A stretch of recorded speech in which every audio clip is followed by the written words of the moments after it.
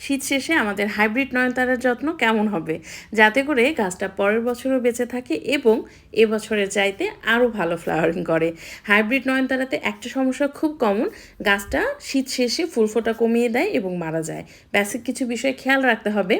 Hybrid নয়নতারা খুব বেশি পানি এবং কড়া রোদ সহ্য করতে পারে না, তাই এ সময় যেহেতু গরম শুরু হচ্ছে আমাদের সরাসরি কড়া রোদ থেকে একটু দূরে রাখতে হবে। আর টবের মাটিতে কখনোই পানি জমে থাকতে দেওয়া যাবে না। এখন যেহেতু গাছের হেলদি ভাব কমে যাচ্ছে, তাই টবের মাটিটা হালকা করে খুঁচিয়ে নিয়ে কিছুটা কম্পোস্ট দিয়ে দিচ্ছি। আমি পুরনো শুকনো গোবর দিলাম। আর দ্বিতীয় ইম্পর্টেন্ট বিষয় হচ্ছে, হাইব্রিড নয়নতারা বারবার রিপোর্টিং এবং প্রুনিং করা পছন্দ করে না। আপনার গাছ যদি বেশ অনেক দিনের পুরনো হয় তাহলে প্রুনিং করে দিন, আর যদি নতুন গাছ হয় এই শীতেই কিনেছেন তাহলে প্রুনিং করার প্রয়োজন নেই।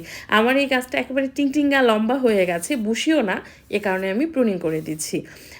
এরপর সবচাইতে সবগুলোর থেকে এটা বেশি ইম্পর্টেন্ট যে এই হাইব্রিড নয়নতারাতে ফাঙ্গাস অ্যাটাক খুব বেশি হয়। জবা গাছে যেমন মিলিবাগ হবেই হবে, এটা একেবারে কমন একটা প্রবলেম, তেমনি হাইব্রিড নয়নতারাতে ফাঙ্গাসের অ্যাটাক হয়।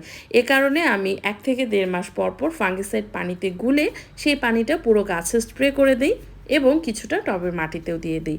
আমি সাফ ফাঙ্গিসাইডটা ব্যবহার করলাম 1 লিটার পানিতে 1 চামচ বা তার থেকে কিছুটা কম মিশিয়ে, পানির সাথে মিশিয়ে পুরো গাছে স্প্রে করে দিলেই গাছ ভালো থাকে।